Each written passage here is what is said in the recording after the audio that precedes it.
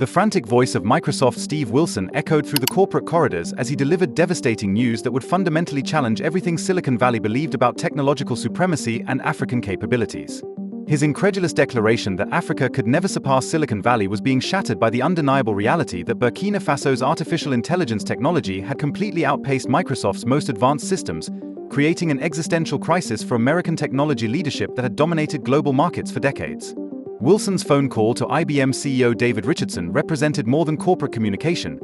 It embodied the profound shock reverberating throughout the American technology establishment as they confronted the impossible reality that African innovation had achieved breakthrough capabilities that exceeded anything produced by the world's most sophisticated research and development facilities in California, Seattle, and Boston.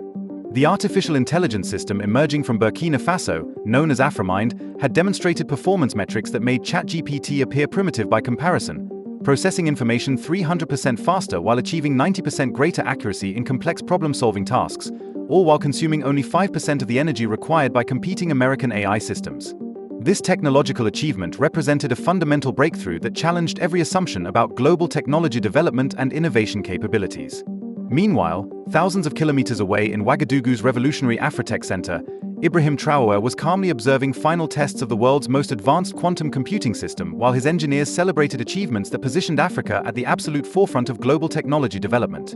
His confident message to Steve Wilson reflected not arrogance but justified pride in African technological capabilities that had been systematically underestimated by Western technology leaders. The Afrotech complex in Ouagadougou represented the physical manifestation of African technological ambition through its sprawling 50-hectare facility that integrated artificial intelligence research, quantum computing development, robotics manufacturing, and holographic technology innovation within a single comprehensive technology ecosystem that rivaled or exceeded anything available in Silicon Valley or other established technology centers. At 42 years old, Ibrahim Traoré had established himself as the world's youngest head of state while simultaneously orchestrating a technological revolution that challenged established patterns of global innovation and development. His unique combination of political leadership and technological vision had enabled African nations to leapfrog traditional development stages and establish themselves as global leaders in cutting-edge technology sectors. Technology Director Dr. Chen Wei's reports revealed the staggering scope of African quantum computing achievements through the Afroquantum system's 1,000-qubit processing capacity, which exceeded Google's Sycamore quantum computer by more than 14 times while maintaining superior stability and operational efficiency. This quantum supremacy positioned Africa as the global leader in next-generation computing technologies with unprecedented computational capabilities. Traoré's pride in African technological progress reflected his understanding of the historical significance of these achievements for a continent that had lacked basic internet infrastructure just 5 years earlier. The transformation from technological dependence to global leadership represented one of the most rapid and comprehensive development success stories in modern history,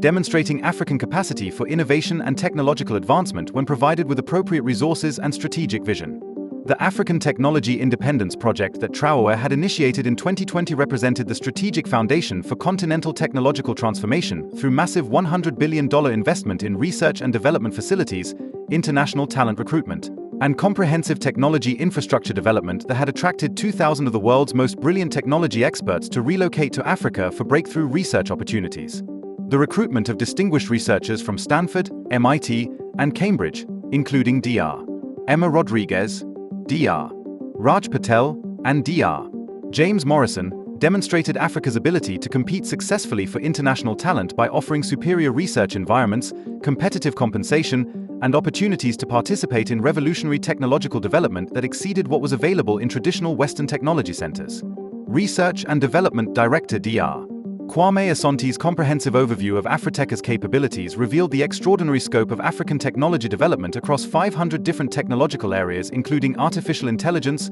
robotics, biotechnology, space technology, quantum computing, and advanced materials science that positioned Africa as a comprehensive technology leader rather than a specialized developer in limited sectors. The Global Tech Summit 2024 in New York provided the perfect stage for demonstrating African technological capabilities to the world's technology leadership while also exposing the deep-seated prejudices and assumptions that had long prevented Western technology executives from recognizing African potential for innovation and technological development. The assembly of technology industry titans including IBM's Richardson, Microsoft's Wilson, Google's Alex Chen, and Apple's Sarah Johnson represented the concentrated power of American technological dominance, while Ibrahim Traoré's presence as the sole African leader highlighted the historical exclusion of African perspectives from global technology discussions and strategic planning. Richardson's opening presentation reflected the typical Western assumption that technology leadership required established infrastructure, massive financial investment, and decades of accumulated experience that were supposedly unavailable to African nations. His condescending reference to African technology aspirations as admirable but unrealistic revealed the fundamental ignorance about African capabilities that characterized much of Western technology industry thinking. The laughter from 500 technology leaders in response to Richardson's dismissive comments about African technology capabilities demonstrated the pervasive skepticism and prejudice that African innovators faced when attempting to gain recognition for their achievements or access to international technology markets and partnership opportunities. Traoré's calm response to Richardson's mockery reflected his confidence in African technological achievements and his strategic understanding of how to effectively demonstrate African capabilities to skeptical international audiences through concrete evidence rather than defensive arguments or emotional responses to Western condescension and dismissive attitudes. The Afrochip 5 processor that Traoré revealed represented a revolutionary breakthrough in semiconductor technology with processing speeds 10 times faster than IBM's most advanced systems while maintaining superior energy efficiency and environmental sustainability. This technological achievement challenged fundamental assumptions about semiconductor development and manufacturing capabilities outside of established centers in Taiwan, South Korea, and the United States. Richardson's dismissive response to the Afrochip demonstration reflected his continued inability to accept that African engineers and manufacturers could develop capabilities that exceeded those of established Western technology corporations. His distinction between chip design and manufacturing revealed his assumption that African technological capabilities remained limited to theoretical development rather than practical production and implementation. Traoré's revelation of the Afrosemi manufacturing facility's 2-nanometer technology capabilities that exceeded Taiwan Semiconductor Manufacturing Company's TSMC most advanced production processes represented perhaps the most shocking aspect of African technological achievement, as semiconductor manufacturing had been considered the exclusive domain of a few highly specialized Asian and American companies with decades of experience and billions of dollars in infrastructure investment. The environmental advantages of Afrochip technology, including 90% reduced energy consumption compared to competing processors, demonstrated African commitment to sustainable technology development that addressed global climate concerns while also providing superior performance characteristics that positioned African technology as both environmentally responsible and technically superior to established alternatives. Wilson's attempt to challenge African software and artificial intelligence capabilities provided Traoré with the opportunity to demonstrate Afromine's revolutionary performance through live demonstration of complex mathematical problem-solving that exceeded the capabilities of established AI systems from Google, Microsoft, and OpenAI while maintaining superior accuracy and efficiency ratings. Google CEO Alex Chen's shocked acknowledgement that Afromine's performance exceeded his company's Bard AI system reflected the broader recognition among technology leaders that African AI development had achieved breakthrough capabilities that challenged the supremacy of American artificial intelligence research and development programs that had dominated global AI advancement for decades. Traoré's comprehensive comparison of Afromine's performance against all major AI systems, including ChatGPT, Claude, and Gemini, with 95% accuracy ratings demonstrated the systematic superiority of African AI development while also establishing new global standards for artificial intelligence performance and reliability that other systems would need to match or exceed. Apple CEO Sarah Johnson's inquiry about Afromine's language training revealed another dimension of African technological innovation through the system support for 50 languages, including 25 African languages that had never been incorporated into artificial intelligence systems. This linguistic inclusivity demonstrated African commitment to technological development that served global populations rather than simply replicating Western technological priorities and limitations. The incorporation of African languages into advanced AI systems represented a revolutionary breakthrough that addressed historical exclusion of African linguistic diversity from global technology development while also creating new possibilities for African communities to benefit from advanced technology in their native languages rather than being forced to adapt to Western linguistic frameworks. Richardson's continued skepticism about African technological capabilities reflected his fundamental inability to accept that decades of Western technological dominance were being challenged by African innovation that exceeded American capabilities in multiple critical technology sectors including semiconductors, artificial intelligence, and quantum computing. Traoré's explanation of African strategic investment in international talent recruitment revealed the sophisticated approach that had enabled rapid technological development through creation of superior research environments that attracted the world's most talented engineers and scientists to relocate to Africa for breakthrough research opportunities that exceeded what was available in traditional Western technology centers. Dr. Emma Rodriguez's testimonial about achieving more breakthrough research in 2 years at Afrotech than during 10 years at Stanford provided compelling evidence of the superior research environment and innovation potential that African technology centers were providing for international researchers seeking opportunities to participate in revolutionary technological development. This revelation about superior African research productivity forced technology leaders in the audience to reconsider their assumptions about optimal environments for technological innovation and the potential advantages of working in African technology centers that offered greater research freedom, better resources, and more ambitious technological development goals than established Western institutions. Traoré's comprehensive overview of Afrotech's innovation portfolio, including quantum computing, holographic technology, and brain-computer interface development, demonstrated the breadth of African technological leadership across multiple cutting-edge sectors rather than specialized expertise in limited areas that might be dismissed as isolated achievements or lucky breakthroughs. Richardson's desperate attempt to challenge African capabilities in marketing and distribution revealed his continued search for areas where American companies might maintain superiority, while also demonstrating his growing recognition that African technological achievements were genuine and comprehensive rather than isolated successes or exaggerated claims. Traoré's revelation that Afrotech products were already being sold in 80 countries including China, India, Brazil, and Russia demonstrated the global market acceptance of African technology while also proving that African companies had successfully established international distribution networks and customer relationships that bypassed traditional Western technology market dominance. The announcement of a $500 billion order from China represented validation of African technological superiority by the world's second-largest economy while also demonstrating the scale of international demand for African technology products and services that had emerged despite Western skepticism and resistance to acknowledging African technological capabilities.